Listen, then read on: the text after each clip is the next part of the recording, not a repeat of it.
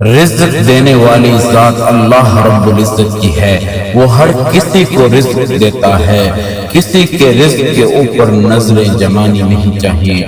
اپنا رزق چاہے تھوڑا ہے یا زیادہ ہے، اس پر شکر کرنا چاہیے۔ جب آپ کے اندر شکر کی کیفیت آتی ہے تو آپ خوش ہو جاتے ہیں۔ موسیٰ کلیم اللہ ہیں، اہل و عیال کے ذہن میں خیال آیا کہ کیسے میں ان کو رزق پہنچاؤں گا۔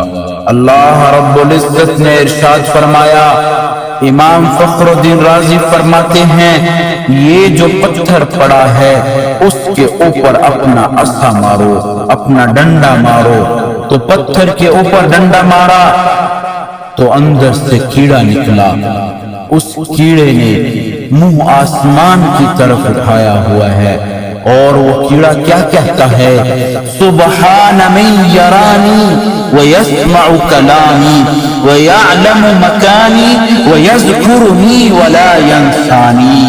پاک ہے وہ ذات جو مجھے دیکھ رہی ہے، ویسمع کلامی، پاک ہے وہ ذات جو مجھے سن رہی ہے، ویعلم مکانی، پاک ہے وہ ذات جو میرے مکان کو جانتی ہے، وَيَذْكُرُنِي وَلَا يَنْسَانِي، پاک ہے وہ ذات جس نے مجھے یاد رکھا ہوا ہے، مجھے بھلایا نہیں ہے۔